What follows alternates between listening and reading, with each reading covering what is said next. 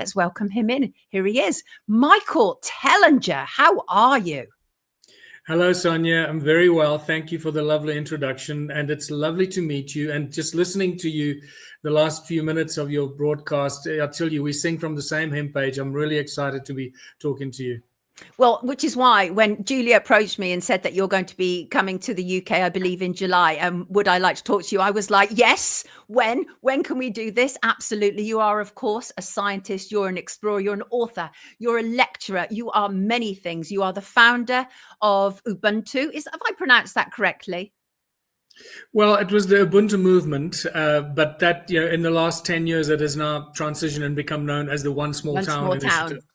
Exactly. And you're an authority actually on many things. And I find your lectures absolutely fascinating. I love the whole idea about how we have no idea about our history in many respects, because so much of it has been hidden from us. And so where to start with Michael, or as I like to call you, Michael Big Questions Tellinger. And so really, where to start with you? Why do we understand so little about our ancient history? Well, guess who pays the bills? It's like in everything else, in the research, who pays for the research facilities to operate?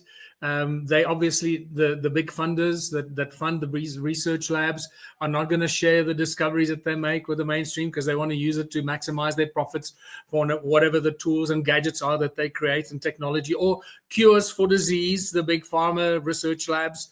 You know the story. So whoever funds the research controls the narrative and controls what information they like to share.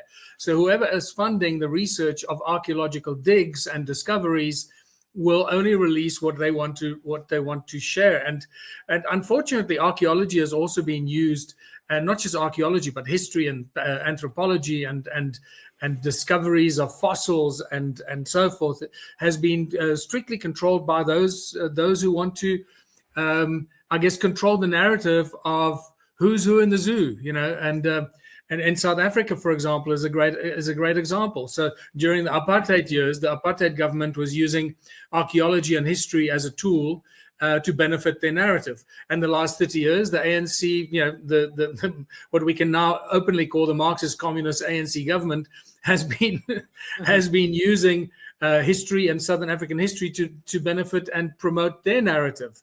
So it's a shocking state of affairs. Our universities are the ones that do the digs. They go out with the professors and the archaeological teams and students to do these digs. And guess who funds those digs? The digs are funded by certain institutions with big money and donors and funders that have a certain agenda in mind, and they will then stick to their agenda and only release the information they want to serve their agenda. So this is why we know so little about our human history. But as you know, every month, every week, almost on a daily basis, new mind-boggling discoveries are being made of ancient civilizations that are jaw-dropping, that peel away the veil of some mysterious cover-up, that open our minds to what the ancient civilizations were up to, what knowledge they had, what technology they possessed, what structures they were capable of building with that we can't imagine building today. No. Yeah. So that's why we know so little about our ancient history. You just reminded me of a quote. I'm going to paraphrase you very badly, but you'd said that they expect us to believe that many of these kind of megalithic statues were created with hammers, pulleys, and ropes, right? I think that's something you've said, right? And it does seem really farcical, because when you look at them, you look at the pyramids or whatever. But give us some sort of insight into that, because obviously it feels that we've actually been subject to brainwashing and propaganda since the start of time, that we didn't need legacy media. Many years ago, they were already creating a false narrative for us. Yeah, this is fascinating. It seems that this cover up about our history and our origins and so forth goes back a long time. This is not something new. I'll give you an example. So the reason why I'm so passionate about this is because of my discoveries here in South Africa, the ancient ruins of South Africa and Southern Africa, because it actually extends into Zimbabwe, Botswana, some parts of Mozambique, and also even further north into Zambia. So for many years, there's been some low-level awareness of what we call the stone circle ruins of southern Africa. Right. And they've been spoken about very low level. Not much was written about it. And when I discovered it in 2005, actually, I first discovered, or 2004, these stone circles of southern Africa, and it blew my mind. And then I realized that they estimated there were about 20,000 of these stone circle structures and ruins. And I thought, wow, that's a lot. Well, a year later, by mid 2008. When I moved into the area where these ruins are and started the research, proper hands-on physical walking through the ruins, doing my own research, within 6 months, I realized that there were at least 100,000 of these ruins. Then I started to do some numbers and counting and actually calculating how many of these ruins are there. Is it 100,000? Because I wanted to prove it. I didn't just want to thumbsuck it. I wanted to be scientific about it, right? And I'll never forget, I actually called up, at one stage I called up the retired head of archaeology at Wits University, which, as you may know, is the big university in South Africa, the University of the Witwatersrand in Johannesburg. That's where I graduated with a degree in pharmacy, a Bachelor of Pharmacy from the Wits Medical School. For many years, it was one of the best medical schools in the world. All the doctors that come from there are now scattered all over the world, by the way. Right. So I phoned up the retired head of archaeology, and now his name escapes me. I can't believe it. And I got him on the phone. Michael. And I said to him, how many of these stone circle ruins do you think they are in South Africa? And without blinking or hesitating, he said, at least 100,000. So I got very excited. I went, oh my goodness, because that's what I think. I think there are about 100,000 ruins. His name is Revel Mason. And I said, Revel, but we have a problem here. We have an anthropological population problem. Because if we ascribe, because in those days we all believed, including me, that these stone circles were actually built by people as dwellings for humans or animals, right? So if we ascribe 10 people per ruin, if it was dwellings for people, and we have 100,000 of them, then we have a population of 1 million people at some stage in the past in Southern Africa. And there was a bit of silence on the phone, and his response was, then there can't be 100,000 ruins. And in that moment, I went, oh my God. He just he went straight into the box of mainstream academia. Right. Ignore the physical evidence, ignore the ruins don't exist. There they are, but they don't exist, because the history books tell us that there was never a population of 1 million people in the past that could have done such structures or needed such structures. And that's when I realized it's pointless talking to the academia about this. And I continued doing my research. I counted the stone circles with all the best Google Earth photography and aerial photography that I had. And I arrived at the staggering number of 10 million stone ruins. That's insane. That's actually insane. So we are talking about ancient civilizations here, aren't we? We're talking about ancient civilizations that I can go into long discussions about this, about how I know this, how far back they go. I can tell you they go back probably 300,000 years, possibly further back in time. And these stone circles were not dwellings for people or animals. They were constructed with very different intention in mind. And this is where all the mainstream academia always can't cope with it. They just cannot cope with this. What we have absolute overwhelming evidence is the tools and the artifacts that I've been collecting from among the stone circles since 2007 many of them are unquestionably tools of that are used for highly advanced tools that either generate energy or focus energy or harness energy. And the stone circles themselves, each one is an energy generating device, because we know that the original structures were constructed with no doors and entrances. They weren't made for people or cows or animals. So there are no doors and entrances. It's fully intact walls that vibrate and put out sound frequencies. And those vibrating sound frequencies that create a spiral that move around the walls of the resonating stones are creating magnetic fields, and therefore the moving magnetic fields therefore create electromagnetic fields. And we've measured amazing frequencies from sound, magnetic, and electromagnetic fields coming out of these walls. It's I can talk about this for a week because I've got almost 20 years of research that has completely ignored my mainstream. I've got hair standing up on my arms, which I love. I absolutely love, because you're absolutely right. The problem is that we are living in a time where it's all a lot about compliance, and academia is no different to that. And I come through legacy media, so I know exactly how it works there as well. And they want to keep these ideas. They gatekeep these ideas. They don't want to contemplate that the Anunnaki would have existed, or Sumerians, for example, right? Or that anything that is outside of our scope. Do you feel, and now obviously we're living here and now, and I like to think that I'm a decent, intelligent individual, but do you think that we are considerably inferior to what has perhaps roamed the earth before in terms of our intelligence? Have we been dumbed down so much? I think it's an interesting question. I don't think we're inferior. I think that we've just been manipulated and dumbed down. Right. I think we do possess the capacity and the knowledge that we could utilize, that some of these ancient civilizations clearly had. And again, I don't want to go into too much detail. Everything is based on toroidal field, cymatic, sound frequency, vibrational energy.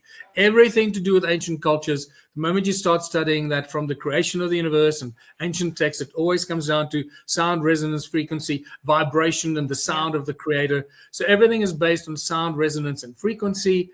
All ancient technology is clearly based on that, which including, like I mentioned already, the stone circles create energy by vibrating the frequencies of the earth, and therefore they create energy.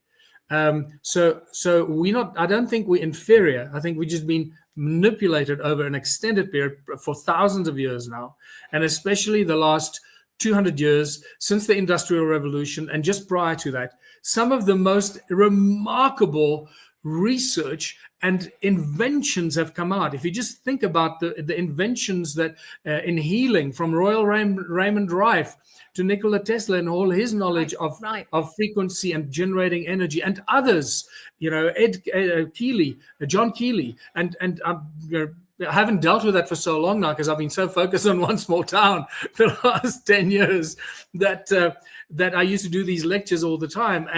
But it's very clear that all that incredible discovery that happened in inventions from the mid 1800s right through to the mid 1900s and beyond, all that technology has been suppressed.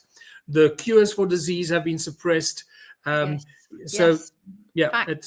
It's crazy. Absolute fact. And the reason I wanted to talk about that sort of intro our discussion, because I want to talk to you now about gold. I want to talk to you about banks. I want to talk to you about the power of the Vatican and the corporation, the City of London as one example. But the reason that I reflect on that is because you have an extremely rich history. And I think it is important to observe and acknowledge that this is not your first rodeo. You've been around a long time. You will have been attacked for some of your ideas because they do not fit into the status quo. But bit by bit, I do believe, and I agree with you, we have been manipulated. We have been dumbed down. We're not inferior, not at all. But people like you and I, we've broken free from that cage, and we want to see something that is bigger out there that impacts us. So I do just want to briefly talk about the Vatican. Obviously, the big news this week regarding the Vatican is the new Pope. Does it make any difference, do you think?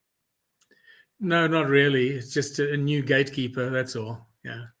One goes away, another one comes in. That's what can be said about most of the governments around the world. They are manipulated by shadow figures in the behind the veil, the puppet masters that manipulate those that come into the mainstream as politicians, as so-called elected leaders of our governments that are just marching to the beat of the puppet masters behind the screen. It's pretty much the yellow brick road. It's a Wizard of Oz scenario, right? So painful. We have a regular guest called Godfrey Bloom. I don't know if you're familiar with Godfrey, but he's absolutely brilliant in his understanding of gold. And in fact, a number of our viewers have followed his advice on gold, gone out and purchased it and made a decent amount of profit from it. And gold is something that you talk about. You talk about, you have certainly, the power of gold. And you also talk about how gold is in the Bible even before they mention Eve. That is how central gold is. Tell us, why is gold so central to humans? Yeah, this is, again, one of those subjects that some people are not ready for this information. And Right. it's, I've been very careful, especially when I talk about one small town, trying to present solutions for the madness and present a solution that I want everybody to embrace it. I don't want people to be scared of me or the message. So I've had to censor myself in some ways, and I hate that. I hate censoring myself because that's not the kind of person I am. But when you talk about solutions for the world, you've got to be careful that you don't come across as a raving lunatic. That some people that that say, "Well, yes, we want a solution for our town." Oh, but aren't you the guy that talks about the little green men and aliens and all this crap? Right. So how can we trust you about a solution for our town if you believe in aliens or the Anunnaki and this kind of stuff? So it's been a very interesting ride for me because and people even attack me on social media and on email, direct emails where they attack me. They say, we love the stories about the gold or the ancient civilizations, but leave the money and leave the banking alone, and or vice versa. Right. We love your solutions for the world, but stop talking about the Anunnaki because you're driving people away. And I'm just going, well, the two are inextricably connected. Right. And that connection is gold. That's exactly why it is such an important subject and thread and a link. Like you said, I make it very clear in my book, Slave Species of God, that before Eve was even fathomed or created from Adam's rib, the narrator in the Bible says that he wants to take Adam to the land of Havilah, where there is gold. And you go, wow, that's amazing. Why would God want to take Adam to the place where there's gold? And then you start to read about the Anunnaki and the stronger links and similarities between the creation of Adam and what the Anunnaki texts or the Sumerian texts talk about, the Anunna gods, how they created the first Adamu. And you start going into areas that some people are not ready to face. Right. And you take them through the Overton window before they're ready to go there. I get that. And I work with that all the time. Even as a legacy media journalist, I was always very aware not to take people too far. I was always the outsider because in legacy media, they have to have an outsider in order to give some kind of impression of balance. Right. So Yes. I was their useful idiot in many respects without realizing it. And but you're absolutely right. And the thing is, I think certainly with maturity, I've reached a point now where I actually don't care what people think. And to a degree, I get it, because I also get when people go to me, you cannot talk about geoengineering because it makes everything else you say look ridiculous. I'm like, yeah, but it's happening. So what do you want me to do about it? Right. And so I'm now forced to I've started to learn how to block out what other people say, because at the end of the day, you have to listen to your inner voice, don't you? And you're very much one for that. You don't strike me as somebody who is easily swayed by the opinion of others. You're very self-possessed, Michael. Well, thank you for that. And I'm influenced and inspired by opinions or feedback and so forth. If somebody shares new information with me that I don't have, I love it because I want to explore it, research it, and go, wow, this is fantastic. This is a piece of the puzzle that I was missing. But I'm certainly not worried about attacks or name calling or those kind of things. It's just it's water off a duck's back. I've been exposed to it for 20 years now, and it comes with the territory. If you do what I do, you're going to be attacked, and that's okay. God bless them. Have a nice life. Exactly. And as well as I do, that part of the problem is our banking institutions, central banks, and you have absolutely gone after them. Tell people. Okay, first of all, you mentioned gold and the origins of gold, and it's important to people and our obsession with gold. Please understand, anyone that's watching this, our obsession with gold comes from the creation of the human race, or the appearance. Let's use the word appearance of the human race, just for want of not creating an argument. So the appearance of the human race, or the Adamu and so forth, is directly connected to the human obsession or to the obsession of gold. The Anunnaki were obsessed with gold. All the ancient Sumerian history, the Sumerian texts that talk about the Anunnaki, their gods, they were obsessed with gold. And all the gold that was mined by the Anunnaki, the obsession was passed on to the slaves that were mining the gold. So our obsession with gold comes from the Anunnaki quest for gold. It's absolutely unquestionable. Right. It's at the base. Yeah, if people don't know that, then they have no idea about anything. right? And then the value of gold became valuable because it belonged to the gods. All throughout history, and ancient discoverers, when they arrived in India, in the Americas, even South and even North America, where they arrived, all the ancient civilizations had gold, vast amounts of gold. And whenever they asked the explorers, the European explorers asked these natives, where does the gold come from? Who does it belong to? The answer was always, it belongs to the gods. The gold belongs to the gods, right? And modern people don't know this unless they've gone and researched this. Our civilization, not right now, we don't know that. And then you start seeing the origins of money. Now, again, please, those people that, I don't want to take up the whole interview about lecturing about this, but if you want to know about the origins of money, please get my book, Ubuntu Contributionism, which is also the foundational document for the One Small Town initiative, the model of the One Small Town community. It creates prosperity and abundance for its people forever, not just temporarily. And read the Ubuntu Contributionism book so that you learn about the true origins of gold, the quest for gold, and the origins of money that goes back some 4,000 BC, and the earliest, or it could be even further back in time. When we throw these numbers around and these dates around, you've got to throw them around with an open mind that it might be very different from what we think. But most of the time, it's actually further back in time than we imagine. And we see where the first origins of money comes from the temples that were created by these first royal priest kings. These royal, when it says in the Sumerian text, it says, and then the royalty was lowered to earth from heaven, and the first priest kings were appointed by the gods. And these first priest kings suddenly owned all the land in the world, and that's where royalty, the origins of royalty, comes from. This is spectacular information.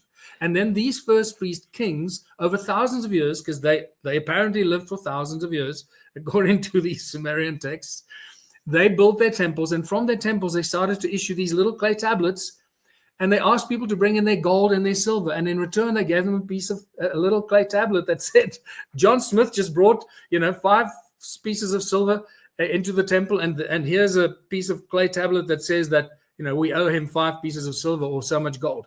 That's the true origins of money. And the Rothschilds just perfected that by turning it into promissory notes we use today. And they were very, very clever, very, very smart. And they then went around the world since 1760 or whenever it was, and or 1670 or whenever they started, their shenanigans with their central banking. And they perfected that ancient practice of promissory notes, negotiable instruments, and bills of exchange, and they perfected that to the point that we're now stuck with that, and we think this is just the normal way things are supposed to work, and we've all been fooled. Yeah, but you're not somebody who's prepared to just accept the status quo, though, Michael. So, and you're right, we don't have a huge amount of time to unpack all of this, but just tell us briefly what you have attempted to do in order to change that system. Obviously, One Small Town is a huge part of that, isn't it? It's you stamping, you're saying this is a way to proceed forward for a better society. Is that essentially what you're saying? Yes, yeah. Having all this background knowledge, understanding the origins of money, which is the primary tool of enslavement. So we've got to realize that we can't fight the system. The current puppet masters control everything. I mean, you know what I'm talking about. I do. And I'm sure many of your viewers will know what we're referring to here. So you can't fight the system. As Buckminster Fuller very cleverly said, if you want to create a new system, you don't fight the system. You simply create a new system that makes the existing system obsolete. And that's what we're doing. We're laying the foundation with One Small Town without having to fight the system, fighting the banks, fighting the government, or opposing anyone, without any violence, opposition, or conflict. We use the current system and what I call the tools of enslavement as tools of liberation. We make everything work for us, work for ourselves. We unite in small towns as a community. And it doesn't have to be everybody in the small town. It can start with a small number of people. We agree to cooperate, to collaborate, start working together towards a common goal, fixing our town, providing the things that we desperately need. By working together, each one contributes a certain amount of time a week. In the One Small Town model, it's 3 hours a week that every member contributes. It's a very low number. Everybody's got 3 hours a week. And with this labor force that we choose to contribute ourselves, So we're not creating jobs for ourselves, we're creating our own labor force, because then we, with our members, we then decide what kind of agriculture we're going to do for ourselves, how much food do we need to feed ourselves, what kind of businesses can we start, write the business plans, and so forth. So it's a fully integrated community development and upliftment program that we've created over almost 2 decades now, the One Small Town Initiative.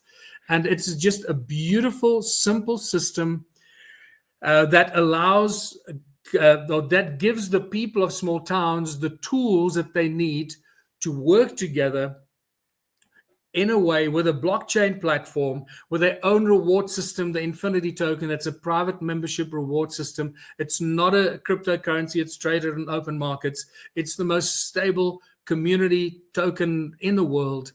All of this has been put together so that we can turn our small towns into places of prosperity and abundance.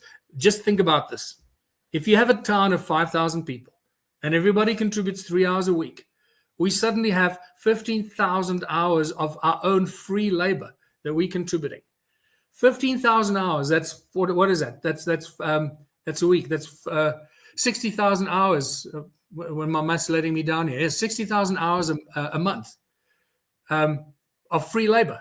Right, the accumulation of it all. But here's the thing, Michael, let me just throw this in the mix, because some of the people, like many of our viewers, are all about opting out of the system. Trust me on that, right? Absolutely, because we realize that it is not for us, unquestionably. But one of the comments which strikes me here is that, but humans are too lazy. They're too selfish to get involved in something like this. There has to be more than us just being that way, right? You're meeting people who are much more inspirational, who are prepared to give their time and energy. So, but do you agree that there is a block in terms of humanity being selfish? Yes and no. I don't think humanity is selfish. It's just we've been so brainwashed and we've been so pushed down and demoralized and depressed. Like dog eat dog. Yeah, it's so, and the whole rat race of cold, horrible capitalism that, I've got to get to the top of the pile. Yeah. I'm gonna lead this industry. I'm gonna destroy all my opposition. Well, that's not a solution. Destroying opposition means you destroy other people's lives. You destroy lives, people's families. That's not what we want. We don't want to destroy each other in the chase for financial success and capitalist success and success in a company. So everything that we do at the moment is really fighting ourselves.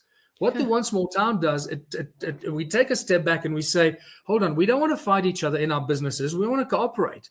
So instead of having 20 bakeries in the town, let's have one bakery and we actually own it as a community. So when we bake bread, we're baking bread for everybody and we're exporting the bread to whoever wants to buy bread from us. So it's just a subtle adjustment. From competing against each other, we choose to cooperate and collaborate. And that changes everything.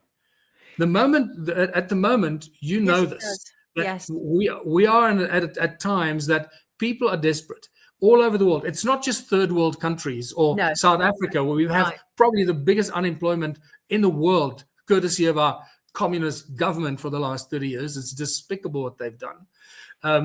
And people are just desperate. They just want a way out. Most of the options that have been given the people have not provided solutions. So people are by nature very doubtful and very suspicious. So you've got to be very clear with the message that when you approach the people in the community, say, this is what we're going to do. It's not, I'm not the guy that's driving it. You're driving this. This is your initiative. You choose what you want to do. We're just providing the platform that allows you to do this, so that if somebody wants to invest money into your businesses as a community, the money isn't going to go missing in somebody's personal bank account.